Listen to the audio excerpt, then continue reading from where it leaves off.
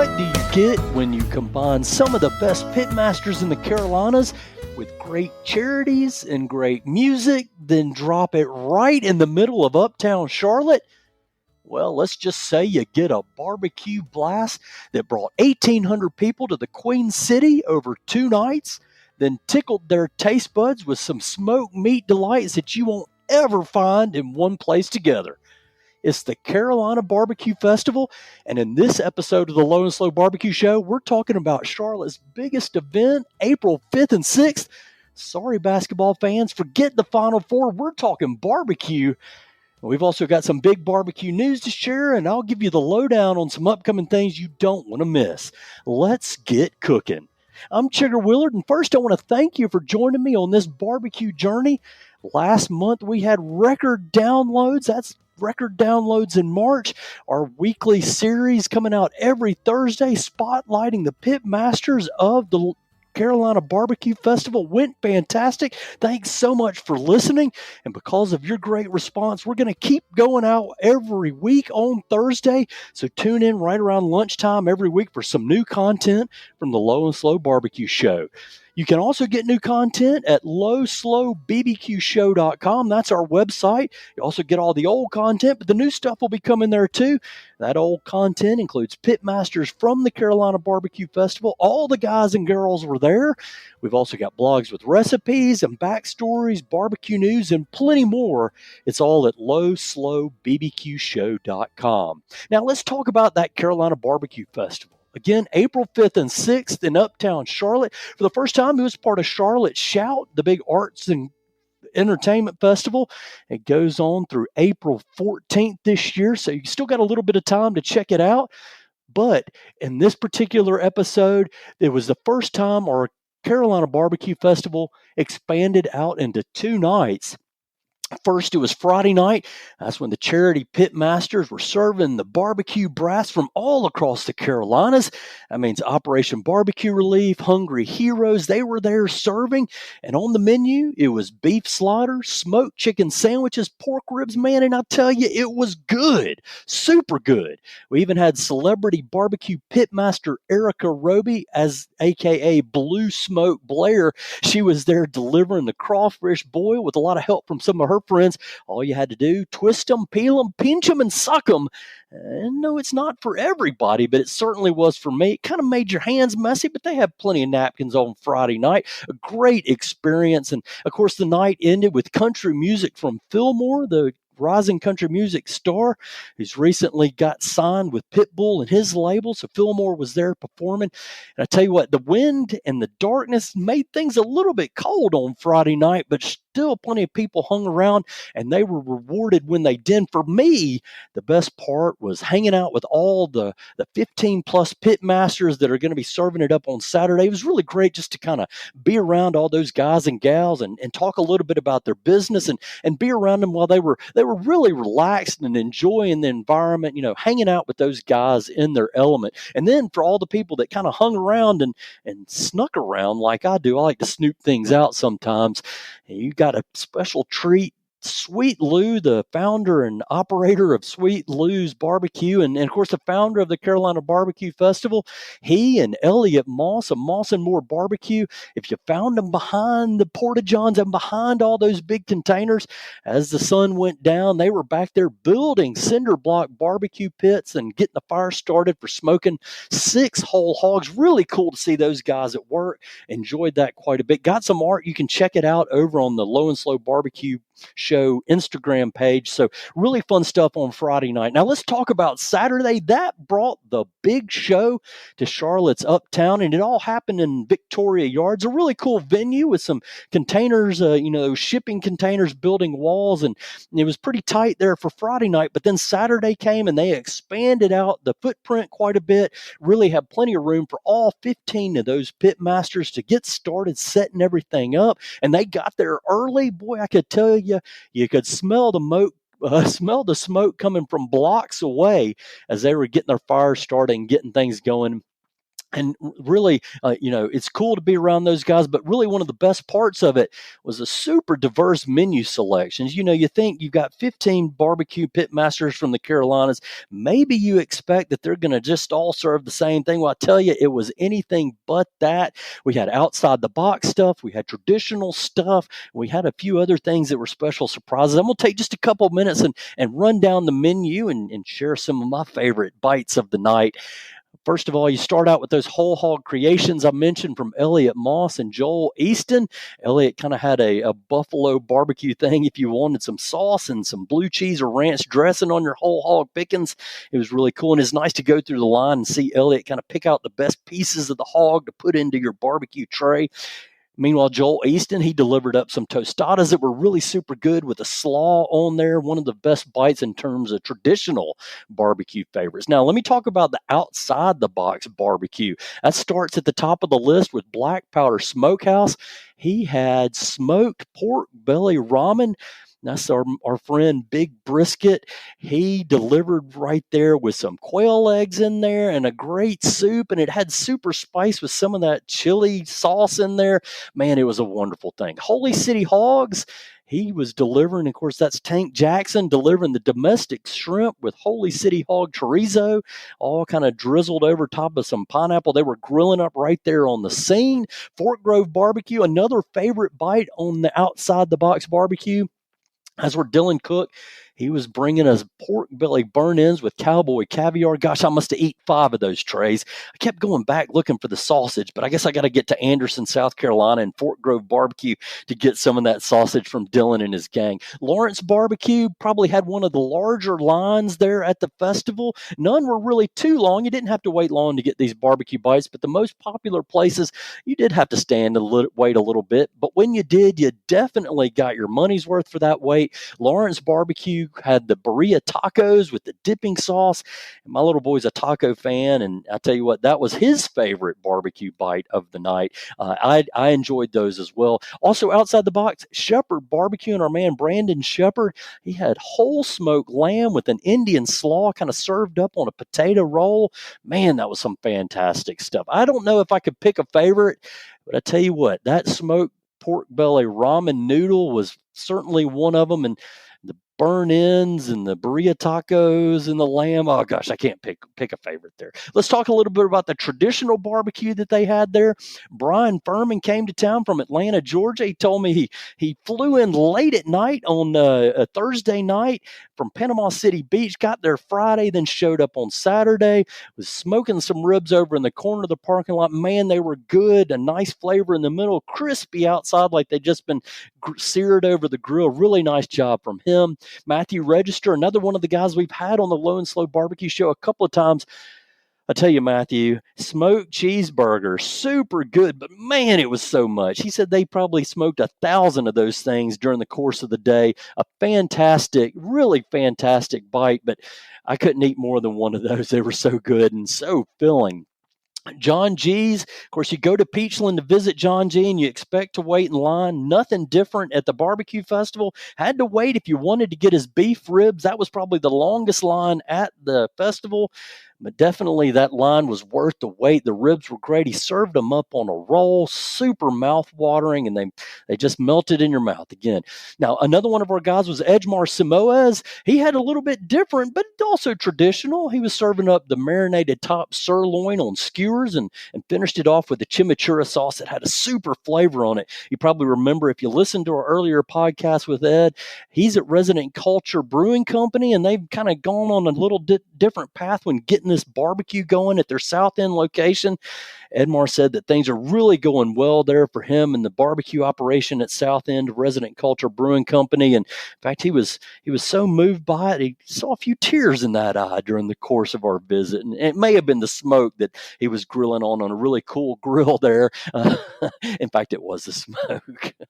But it was neat to see him cooking that stuff up. And it's one of the things about the festival. You see the guys cooking things in all the different ways. whether it's directly over the flame like Edmar was doing, or if they're cooking it into the smoker like they were doing there with Brian Furman, or if it's Lawrence Barbecue on the flat top, just grilling up those burrito tacos, getting them nice and crispy on the outside. Really cool. Our man from Master Blend Family Farms, Mr. 365, no brakes, all gas, Ronald Simmons, he was serving up bacon wrapped chicken, or get this, you could get swordfish from him too. Both of those really great bites.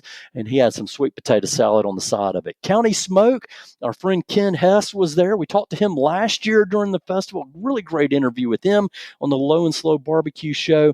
He was serving smoked pastrami with some mustard on the top and some ice pickles. Man, that was fantastic.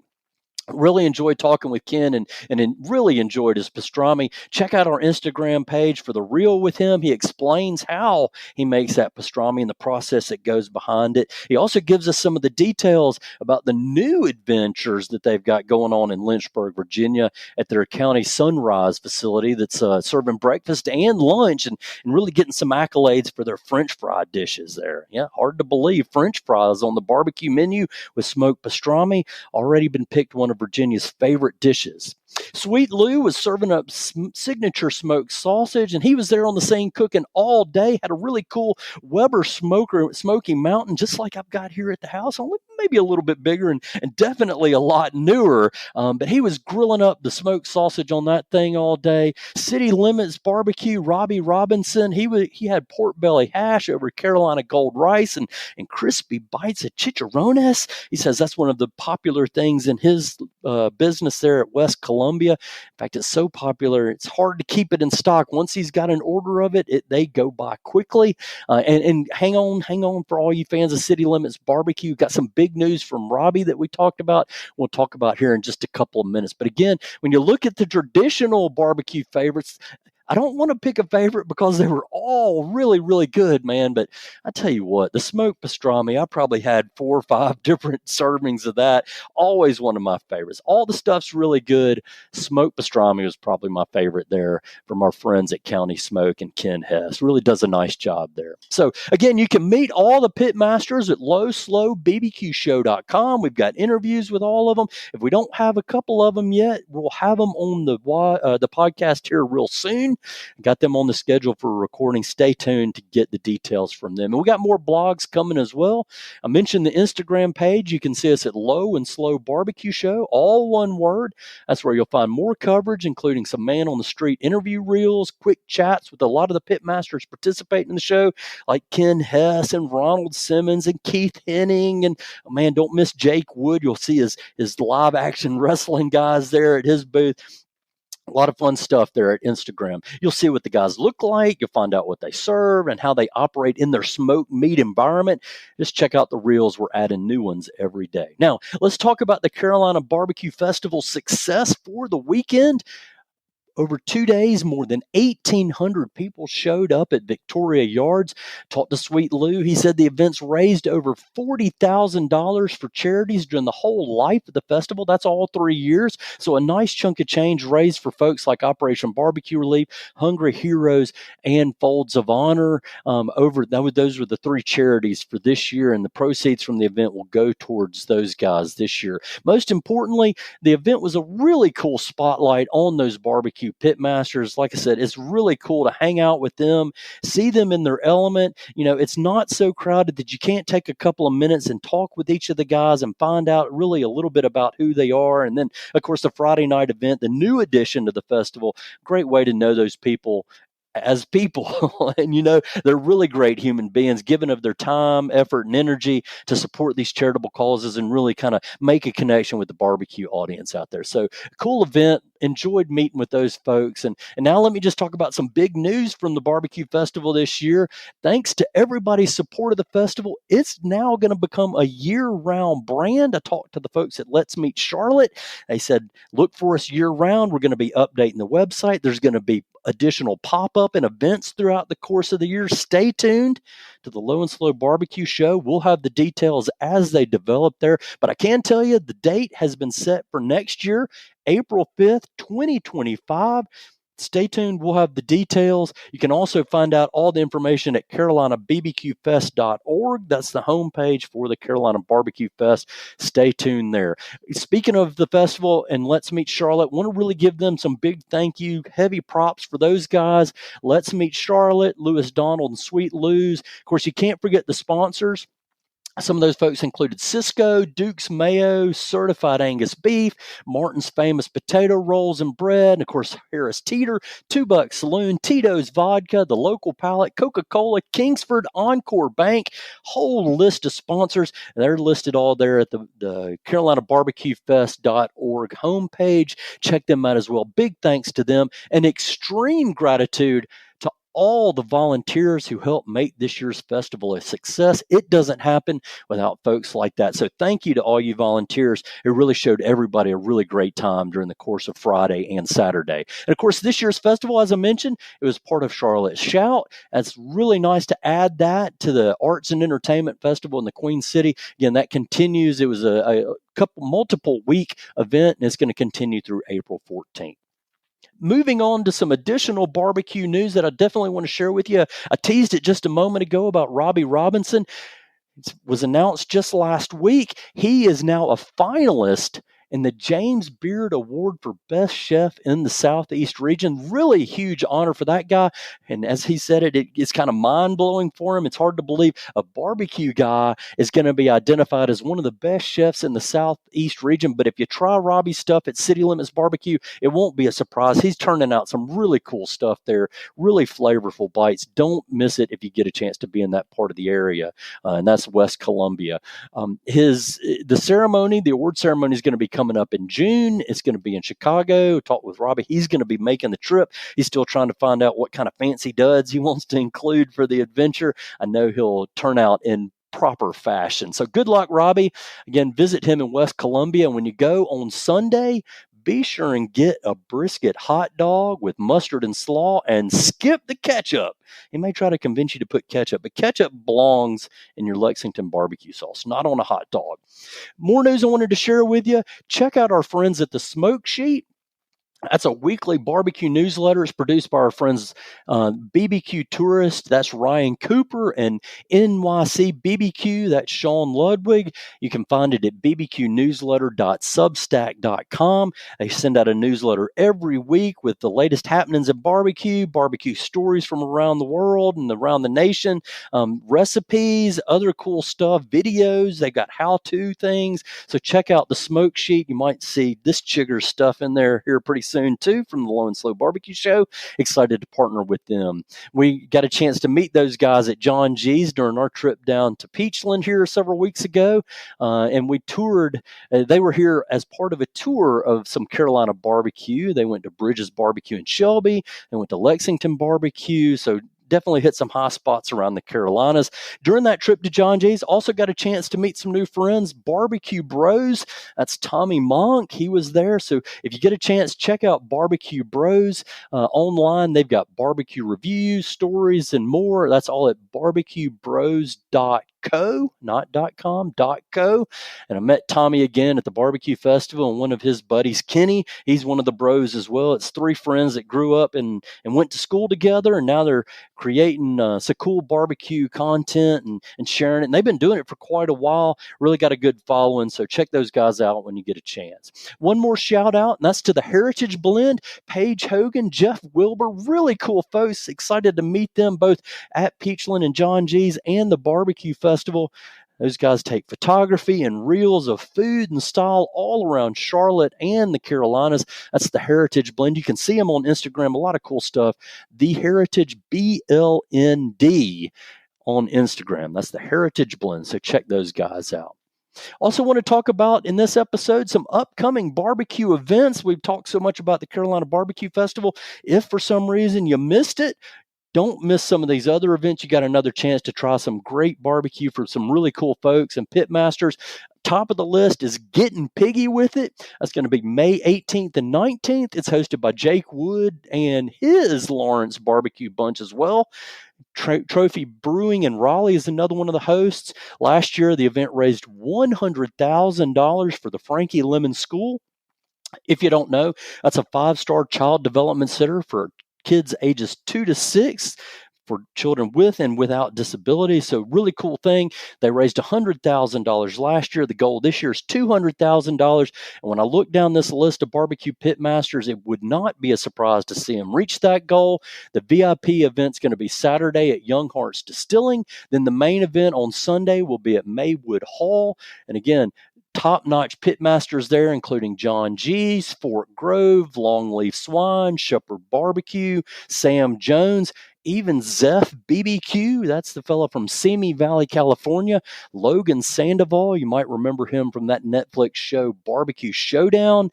He's going to be there, as well as many more like Matt Register from Southern Smoke. And of course, Lewis Donald, he gets around. He's going to be at Getting Piggy with it as well. So be sure and save the date, May 18th and 19th. You can follow the page on Instagram. It's Getting Piggy _NC. That's getting with no G on the end, just Getting Piggy _NC. And let me tell you, tickets go on sale April 19th at 10 a.m. You want to be sure and get them fast because they will sell out. You don't want to miss that one. A couple of other events going on April 12th and 13th. That's this weekend, is the 10th annual Peak City Pig Fest in downtown Apex. Then May 3rd and 4th will be BBQ Fest on the Noose. That's the largest whole hog barbecue cook-off festival in the nation, according to the organizers, that is. It's happening in downtown Kinston. Details are at kinstonbbq.com. Friday night opens to the public from 5 to 10. There's going to be a country music artist there. Saturday, it'll be open again to the public from 10 to 7. Music all day, carnival and amusements. Of course, barbecue sales start at 11 a.m. Finally, May 18th, it's the Barbecue Bourbon and BBQ Festival in Valentine's Backyard. Check that out if you're looking for something to do on the weekend of May 18th. That about wraps it up for this episode. Check us out next week. We'll have more pitmasters and barbecue stories, news, and recipes. I want to remind you, for promotional opportunities and sponsorships, email me at lowandslowbarbecueshow@gmail.com. That's lowandslowbarbecueshow@gmail.com, all spelled out. We'd love to feature your business right here on The Barbecue Show. Contact me for all the details. You've been listening to the Low and Slow Barbecue Show on the Mesh.tv network of podcasts. Be sure to visit us online at lowslowbbqshow.com. Again, you'll hear from all kinds of pitmasters around the Carolinas and beyond. We've got Operation Barbecue Relief CEO Stan Hayes, Dylan Cook from Fort Grove Barbecue, Jake Wood from Lawrence Barbecue, and stay tuned for more interviews from some of our favorite pitmasters in the Carolina Barbecue Festival family. And of course, again, be sure to keep your eyes on CarolinaBBQFest.org for all the latest news from the festival. If you like what you hear in the Low and Slow Barbecue Show, follow us and subscribe in your favorite podcast stream. Please consider giving our show a 5-star rating and a review. That helps other people find us. And of course, a big thank you to everybody who's already given us 5 stars on Apple Music. I see you out there. Thanks so much. When you give us that ranking, you really help other people find us by sharing that. And then, of course, you can share the show with your friends, and then they can find us again. Special thanks again to Aaron from Let's Meet Charlotte, Lewis Donald from Sweet Lou's Barbecue, and all those great pitmasters and volunteers who helped make the 2024 Carolina Barbecue Festival a success. Thanks as well to our producer, Andrew Moose, and the whole team at the Mesh.tv network of podcasts. Most especially, thank you for listening to the Low and Slow Barbecue Show. Remember, for the best barbecue and the best barbecue podcast, make it low and slow.